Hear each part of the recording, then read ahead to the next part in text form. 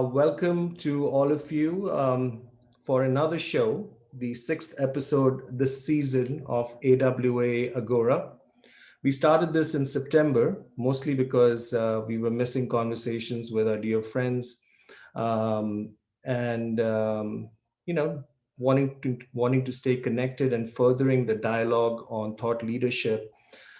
We figured we would have a online talk show where trendsetters and thought leaders from architecture, art, design, research, music, film industry, that we would invite all of them. We are very fortunate to have them as part of our group of friends and invite them to have a conversation about what we feel is impacting our zeitgeist, right?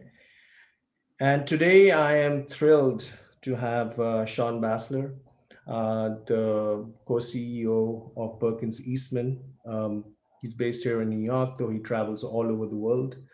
And I'm thrilled to have him here to join us in a conversation on international collaboration in architecture, a topic that's been very close to my heart for the past 18 or so years since I set up AWA Lighting Designers.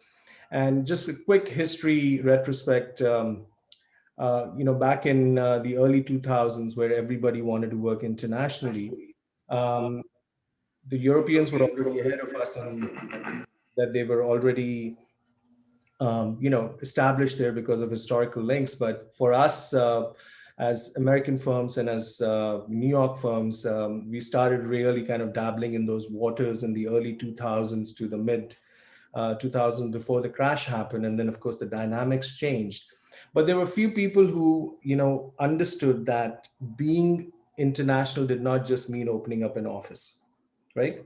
Working on the lease, translating it to the local language, etc. And those are the ones who actually thrived and prospered. And I'm really happy to share with you that, in my opinion, Shawn Basler was able to figure that out very quickly and able to grow Perkins Eastman in the Middle East and all over the world, including India and in the United States. So I am going to now hand over the mic to Shawn. Just few quick words, if you would, Shawn, on what was the catalyst for you for working internationally, and welcome. It's good to see you, Shawn. Good to see you, Abhay, and thanks for inviting me. This is a great topic because, as we say at Perkins Eastman, we're a global firm and a global practice, and I think that's how I've always thought about myself and in my career. I had a sort of the luck whenever I first started my career to work for a firm that was based here in New York but had an office in Hong Kong. And I think right out of school I was immediately working on the peninsula of Bangkok, which was one of my first jobs, finishing that up with them. And as we say, we got the travel bug, and was fun, to be able to work on the types of projects that we did at the firm, and I got to travel at a very young age too. And I think that sort of set the bug in me to always make sure that my career and the practices that I built were based on a global practice, because I think that for all of us in the U.S. here that work in around the world, a lot of us have realized that sometimes you get opportunities in other countries that you don't get here in the U.S. And first, it's sometimes the scale of the projects are bigger, the creativity that you can have. But I think more importantly, it's really the collaboration that you have with people, the clients and consultants that can work with a really diverse group of people and have a lot of fun doing it. So that's what the catalyst was. It was fun. You could be creative, and you can see a lot of really cool places. It's kind of been the guiding principle, I think, for my career and where I've been working. Super. Thanks for sharing. Just a parallel question connected to what you just said. that it's a lot of fun, and it's the scale of the projects, and it's the newness, and the experiences. So would you say that, because I mean, having seen you for many years now as a professional, I see you kind of fit in whether we are in Lagos or in Mumbai or in Dubai, uh, in terms of handling a client and going into a meeting and being able to be almost connect with them locally. um, that is, you think that's something that comes with training, or you were born with it, that you were born to kind of embrace the cultural context? Yeah. Maybe it's a little bit of both, right? That's I think that any place that you work, you have to understand that there's a difference maybe from where you are in your home country and where you work, and you have to be able to embrace that. You can't.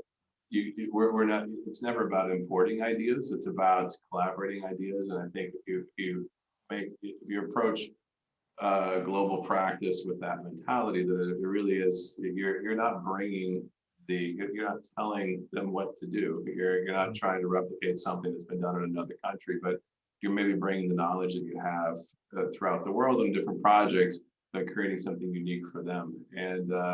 And first of all, I think everybody says, well, what does it take to build an international practice? And the first thing is you really got to like it. I mean, you have to love it. You have to, if you don't love it, don't do it. And you have to, although we're kind of in a weird time right now, not being able to travel, which is rather frustrating for those of us who have spent the majority of our life on an airplane and going to different places. But you really have to love it. You have to love to be able to get on an airplane, go somewhere. You have to love immersing yourself in the culture. It's not just about doing the work there. If you look at it as very transactional, you're going to fail. And you have to know the people, no matter, like you said, whether you're working in Nigeria, whether you're working in India, whether you're working in the Middle East or Asia. You really have to love it. You have to embrace the culture, embrace the people, because that's what design is all about, right? It's not just about coming in and trying to stamp an idea there. It's about really immersing yourself in it, and maybe blending what you've learned everywhere else with what you're going to learn there to create something new. So you got to love it, and you got to love the time zone differences. You got to love the food. If you don't love the food, then don't go there. It's what I always say, because you don't want to be eating at McDonald's in Lagos. But you have to enjoy it and have an open mind. That's beautiful. You have to enjoy it. I had another conversation with a New York firm a long time ago, and they said they were first starting to set up their base in India. And they said, so, because we've done a lot of work in that country, that what do you think we should be doing? I said, listen, if you don't enjoy going there, if you have a problem with the honking and the traffic, and you can't handle spicy food, you should probably reconsider, you know. Uh, because, like you said, if you go transactional, the clients are smart. They know, what you bring to the table. They've already done their research. They're really looking for a relationship where somebody who has built a lot of projects internationally can guide them to make it better. And of course, infusing your style of architecture into it. So I think what you just said is like so super astute, because when you look at it transactionally, all the firms that I know that work transactionally there because it was the right time to be there, but not wanting to be there, didn't survive beyond the 3, 4 years. That's your regular cycle. And those of us who have really embraced it, I mean, I thrive on it. And you're right, I miss it too. I really miss not being on a plane and traveling. I know 12, 14-hour flights are long, but I don't mind them, and I think the few of us like that, they're like, yeah, we like it, you know. So, hey, I know that you have built a lot of beautiful projects around the world. Would you want to share some of them with some of our friends here who would like to know more about your projects?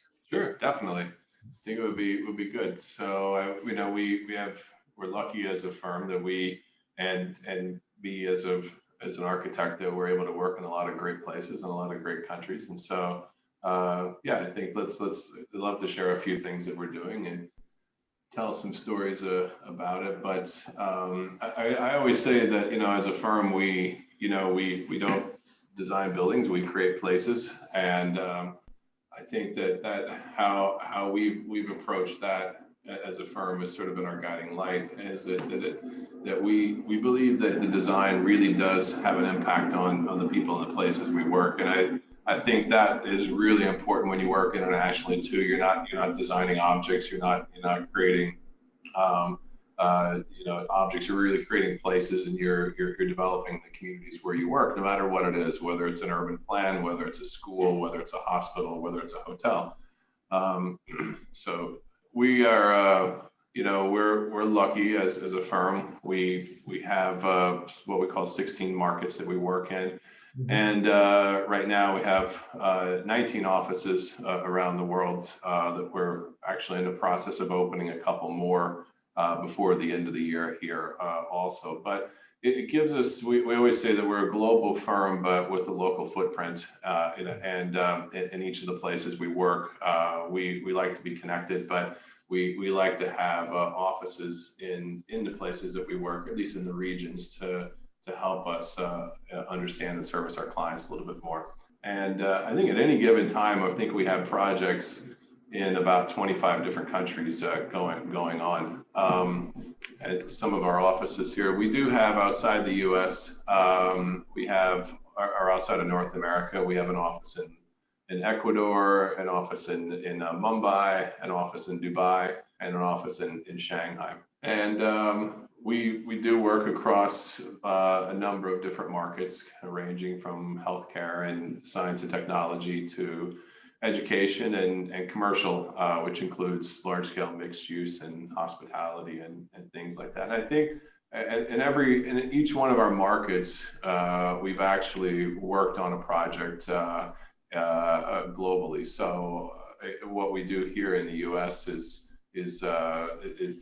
we provide the same services and the same types of projects anywhere in the world. I just put a few things together here, which would just kind of give it an idea of some of the work that we do and some of the stories behind it. I always like to start with this. This is even though this is not outside the U.S., it's in Washington D.C., but it's really in my mind, it's one of the more interesting projects about really creating a place, creating a destination. It's about something that there was nothing here, the Southwest waterfront, and a couple of little fish markets here, and we turned it into a real destination. And a lot of the projects that we do, particularly globally, it's about really creating a place and creating a destination, whether it's for people from around the world or people locally. But it is about, we do feel that architecture is about creating a place. It's not about creating an object. And in Shanghai, the Huishan in the North Bund, this is one of our larger projects in Shanghai. This is, again, it's kind of like the scale of things that even though the wharf was quite a huge project here in the U.S., this was substantially bigger in Shanghai. And you always get these sort of really interesting things that you can't do here in the U.S. So for instance, this is right on the Bund in Shanghai, and there's a marina here, which actually has a lock on it because there's a tide in the river. But the great thing is that the marina is on top of a parking garage. It's just like one of these sort of technical challenges that you could only do in China or maybe the Middle East, but that probably wouldn't work here in the U.S. So, but that was a really fun job, mixed use project, and great destination on the Bund. Again, a lot of our what we call large scale urban planning is really about creating these new places and a mix of uses. This is one of our master plans in Qingdao, which is currently underway right now with the collaboration between our New York office and our Shanghai office. And kind of how we work also is that we built a firm that said we were able to collaborate across offices. And so a lot of our teams have blended teams on it. Even when we're working here in the US, actually we'll have some of our teams from Mumbai or Shanghai or Dubai actually working with us here. And so, and vice versa. So this is the collaboration between New York and Shanghai. Yixin, this is a new project right now that actually we have a whole team that got their visas somehow from the US and are in Shanghai right now, working with our team there. But another large scale master plan. And again, that's sort of the scale of the projects that we get to work on in a lot of the countries outside the U.S. are unlike what we could do here. But new mixed use residential, hospitality, office, retail destination. In India, where we have a wonderful office of about 35 people or so, we've done a lot of work, particularly with higher ed, Ashoka University, which we're actually working on phase 2 right now, and this is a wonderful new university, again, sort of a ground up campus that's opened not too long ago, and really fun collaboration. This was really between our New York, DC office and our Mumbai office. One of our earlier projects actually in India, in Mohali, which is the Indian School of Business, and this was one of the first projects that you know, every time when you start working in a new country, you're kind of looking for the breakthrough moment on, you know, as you start to build your portfolio and your client base, and this is one of our first larger projects that we did and got built. And this was a big thing. It started to, once this was built and you're able to, you know, photograph it and have built work rather than renderings, it helps you a lot within the country. And this really was a real catalyst to leading to a lot of our higher ed work in India. One of the projects we worked on together. In Lagos, which is the Hilton, the Transcorp Hilton, which was an office and a hotel with a big sort of entertainment ballroom podium. And this is, you know, we've done a number of projects in Nigeria over the years, and it's a wonderful place to work. The people are fantastic. It's a bit rough traveling there, but it's one of the most rewarding places, I think, with the people and the culture. And you know, this was a fun project a few years ago. And then throughout Africa, it's interesting. We do a lot of international schools, and this is one of our schools in Ghana, and so a lot of our international clients will take us wherever they go. This is one of the Lincoln Community Schools. This was one of the schools that we've done for them. And right now we're working throughout Africa. We're working in Ghana, we're working in Senegal, working in Kenya, a number of other places. And it's great whenever you have clients that take you to a new country. And we see that a lot, where we'll work with a client in Southeast Asia, and then they'll build something in Africa, and they'll take us there with them. And so that happens with a lot of private developers as well. Now with the World Bank, who we're doing a lot of work with throughout Africa. You know, again, talking about scale of things that you never get to do here. This is all under construction. Phase 1 is built. This is a 10 square kilometer new master plan for a new community. And we did the master plan, the architecture, the lead consultants, a lot of people on this team. It was really fun project. It was for Aramco, and phase 1 is built, phase 2 is well underway. But where else in the world do you get to build an entire community with entire public school system, 2 private schools, fire stations, police stations, mosques, rec centers, and everything else in between, and great client to work with, and again, like, these are the things that you can do in countries like Saudi Arabia or elsewhere, or China or elsewhere that don't exist here in the U.S. And then right now in Kuwait, which is interesting, we're seeing a lot of in the higher ed and health science campuses. It's two of our big projects. One is Pate University, which is just getting ready to be tendered right now. This is a big technical university in Jafra, and then also right now on the boards we have Kuwait University, which is a new health science campus with 5 colleges, 750-bed teaching hospital, research center, and everything else that goes into it. And we're seeing a lot of investment in Kuwait and elsewhere are developing higher ed, their health sciences and life sciences. And this has been there's a good story about international work is also you have to have a lot of patience. And Kuwait University, which we've now been working on for about a year and a half. It's going to be about a 10-year project for us. It took us 9 years to win the job. So for the first time we put our qualifications and started to have conversations, got on a list.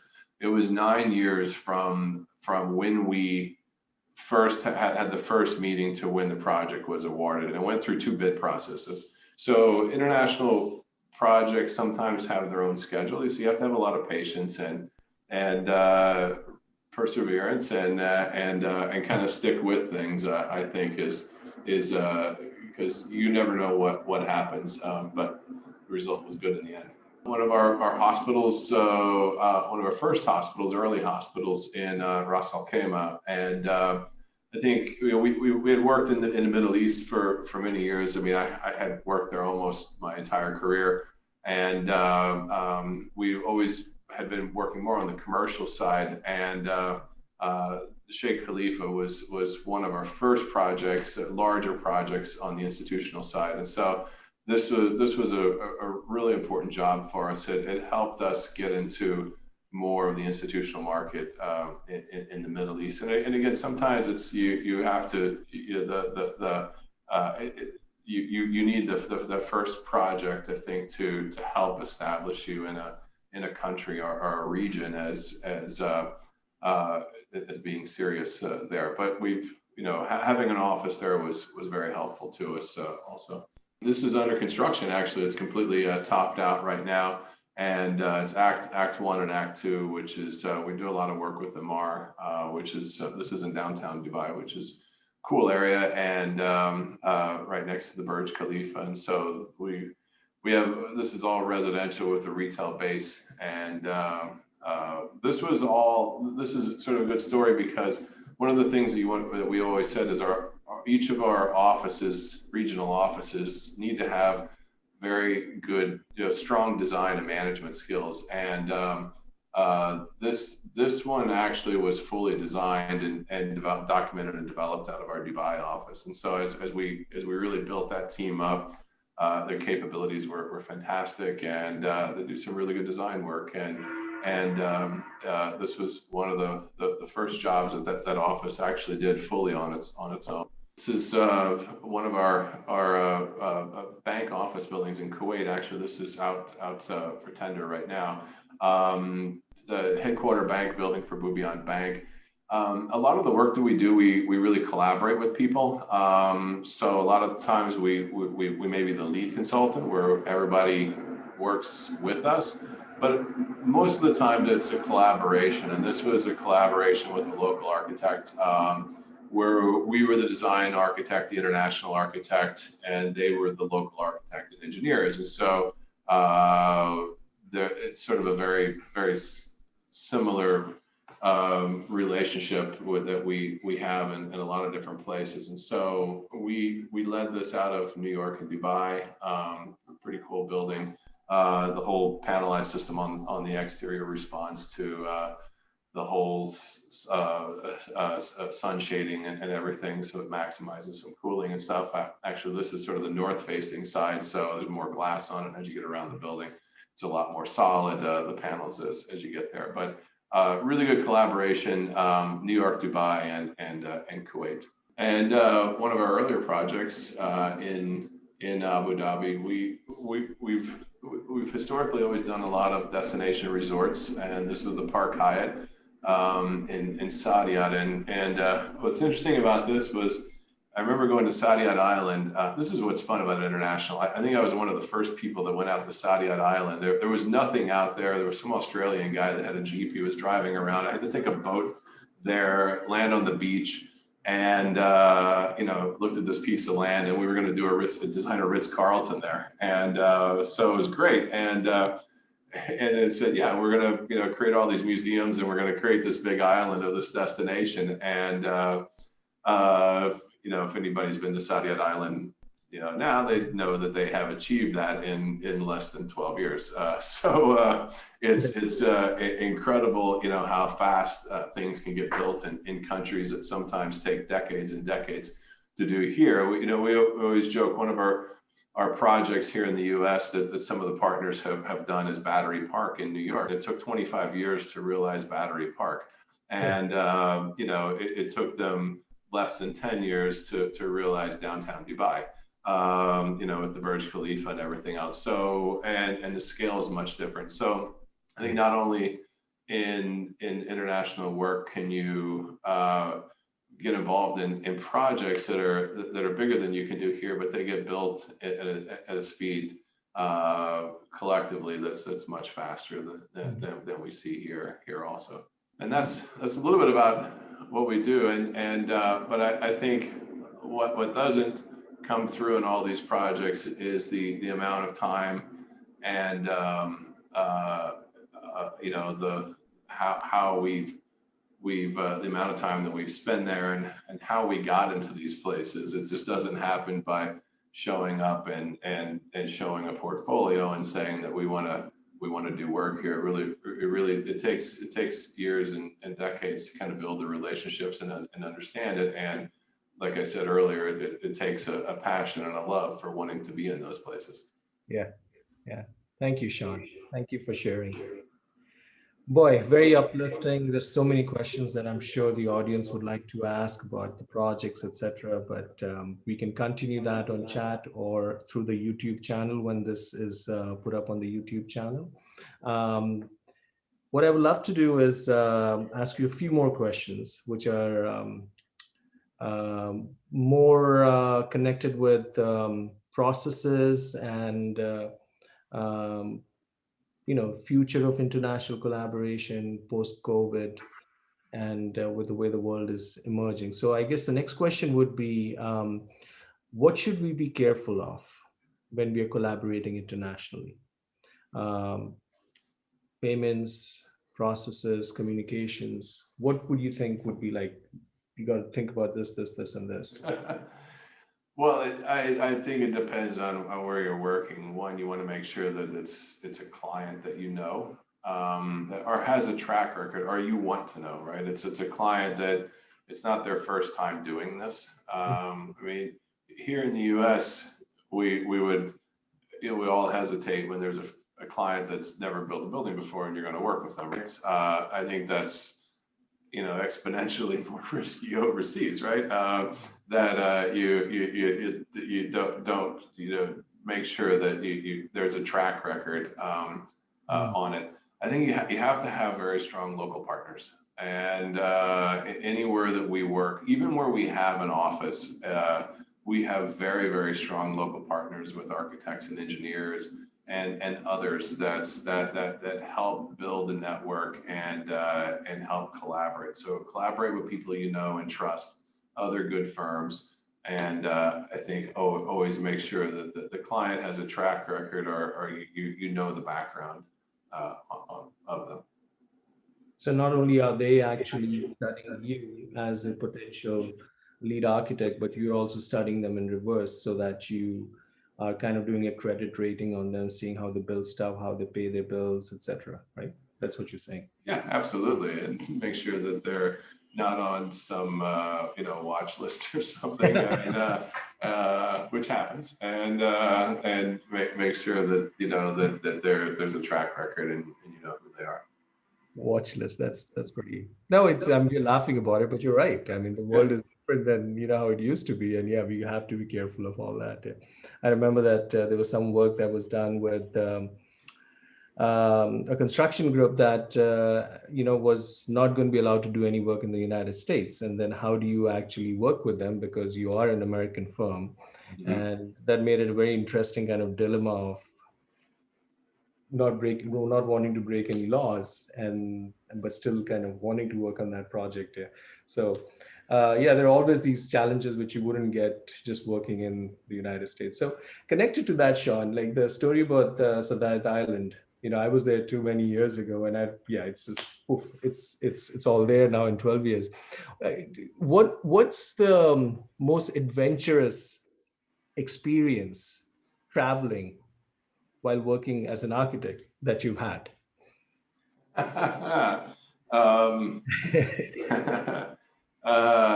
I think there's so many, but I think that I think most adventurous thing was when I started my own company years ago. Was I built up a company, I merged it with Perkins Eastman about 13 years ago. But whenever I started the company, we had left, myself and another person had just left a company that we were working with to build up a Middle East market, and we opened up an office here in New York, but then I moved to Cairo, Egypt, and opened a company there and an office in Cairo, and we grew it, and we had about 35 people working for us in Egypt, which was a great time. And I lived there for about 2 years overseas. So I'd come back a few times a year, and then eventually would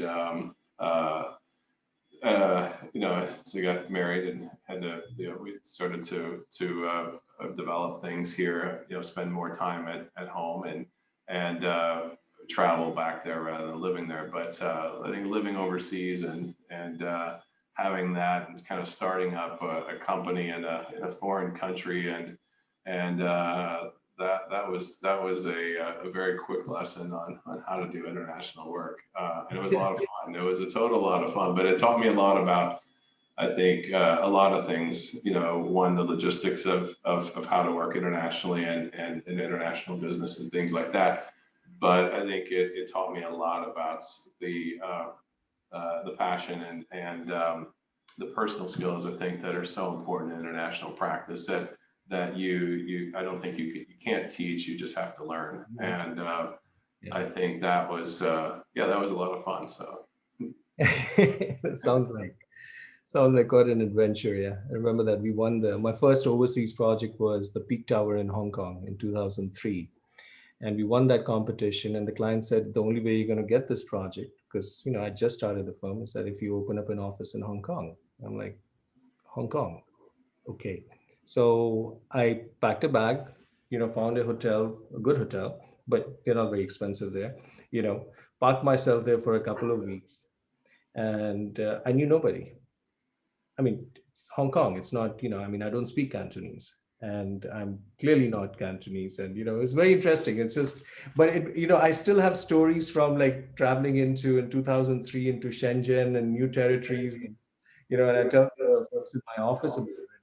I think some of them are bored hearing the stories, but every once in a while, it kind of triggers memories, which are like, in some ways, what were we thinking? And in some ways, it's like, yeah, we wouldn't be here, I mean, especially you with all the stuff that you've done. So congratulations on that. Yeah. You know, um, I just want to remind the audience that this is live, but then we also will be putting this on YouTube. So if you have any questions, please feel free to put it in the chat.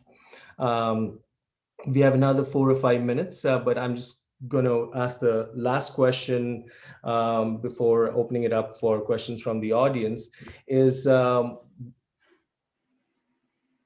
with all the things that you're doing, all these time zones that you're in, East Coast, West Coast, West Africa, Middle East, India, further into Shanghai, what kind of schedule do you keep? And well, considering my first call started this morning at about 6 o'clock, and which was with the Middle East, and then my last call is at 9 o'clock tonight with Vietnam.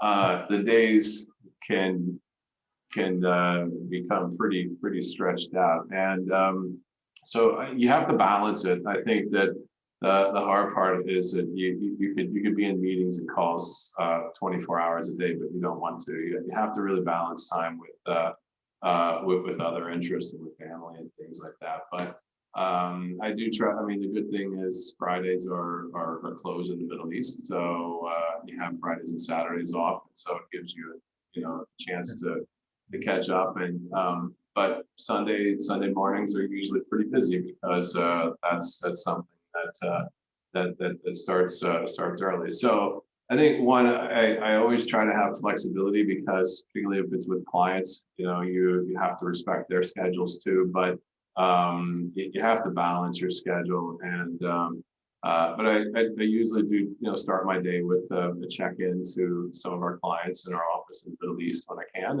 and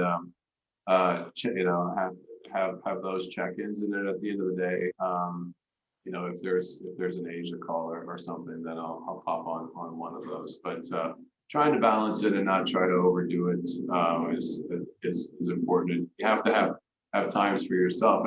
And always when I travel, this is what I always told people is, when we were traveling, and we will be again.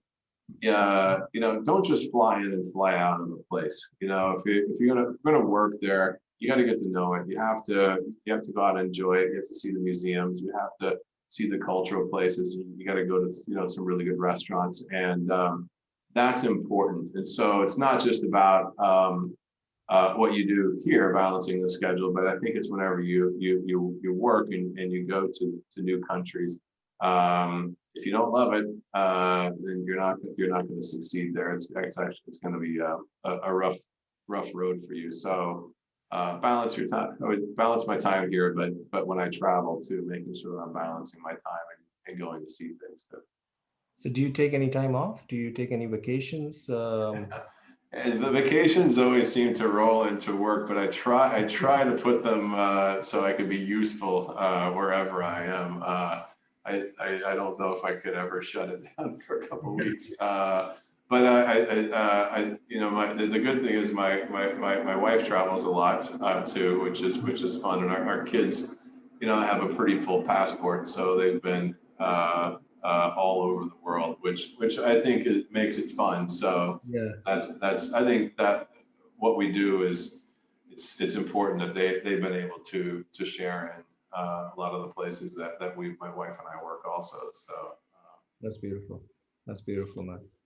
Very inspiring. There's so many questions that I would love to ask on the behalf of the audience, but there's one question that has come in, which I'll read out for you. Thank you for the presentation. It is inspiring. You mentioned how people and context are important when you design projects, and it's about creating places. I'm curious to know where you look for design inspiration in developing and creating projects, communities like the one you showed in Saudi Arabia. What governs the design process when you're collaborating with multiple stakeholders? I think it's two parts. One is the context, and then multiple stakeholders. It's always very challenging as architects, because when we work in a new country, the inclination is always to not replicate, but contemporize some of the patterns and things that you see there, and you end up with this sort of pastiche on the buildings, and that's the wrong way to approach it. I think that and that's the last thing that the people that are local want to see, is a foreign architect coming in and putting a bunch of Islamic patterns all over it, or some other patterns and stuff like that, right? So I think you have to be sensitive to the culture, and having people that are from there, part of the team is important, and understanding the history, I think, is so important. Understanding, I always say that every project should have a story, right? And if you start with a story, whether it's an urban space, whether it's a hotel, that there's a story to tell, and the story sort of unravels itself through the design and the journey of a person through the building. And So we try to do that. We really try to start each project by not only understanding the site and its context and opportunities and constraints, but what is the story and what are we trying to create there? And sometimes that's difficult in the places that you work where it's nothing, it's a big blank piece of land and a desert or something. But I think there's always a story and there's something that needs to be unique to it. And it's hard to do, but that's what the design process I think is about. So we try to do that by not trying to do it all ourselves. I like to say that we don't try to do everything ourselves. We like to work, bring others on the team, whether it's an artist, a local artist, or musician, or work with a university or something, have a relationship maybe with them, so we can be inspired and we can learn a lot more about the places that we work. And I think that's important part of the design process. It's not, again, about the designers bringing in and importing their ideas. It's really about learning and immersing yourself in the culture. Yeah. Yeah. Beautiful. Thank you. Uh, One quick last question, because we are totally out of time, and I thank you. I know you're very busy, so I thank you for taking the time. But we'll just spend like 30 seconds on this, or actually however long you like. The question is that how does your fee, I'm paraphrasing, how does your fee change when you work in different territories? The person asking the question, so I'm laughing because he's an architect as well. So Uh, it changes considerably because some markets can't are priced differently. So working in India is totally different than working in the Middle East. It's totally different than working in the United States. Totally different than working in Europe. And so what we do is to try to build our fees and services to match what the local market will allow. Right? We can't impose our fee on a market if they if the market can't absorb it. So by having offices in those locations, it helps us. So by having an office in the Middle East, by having an office in India, by having an office in China, it helps us to be more competitive. But also understanding maybe where the limitation is and collaborating with people. So collaborating, we do a lot of collaboration with local architects and engineers, and we're not doing everything, we're just doing part of it, and we're working with them so we can be competitive. I think that's kind of the nice thing about international work is and there are really good firms all around the world, and it's fun to work with people, and you have to too in order to be competitive with the fees. it's awesome. Thank you, Shawn. Thank you for actually answering that question, because in previous experiences, that question has always been dodged. It's like, well, it depends, you know. So I appreciate your straightforwardness in helping answer that question. Um, on that note, Shawn Basler, thank you very much. It's always a pleasure to see you, and Good thank to you see for you being too. a trendsetter for so many New York professionals for working internationally. And hope to see you around. And thank you again for your time. And thank you, Trish, from your office, for helping us organize this. And I would also like to thank our producer, Justin Mensch, for again doing another beautiful episode without any hitches. Thank you all for joining us. And thank you, Shawn, again. And see you guys. Bye. All right, take care. Thanks.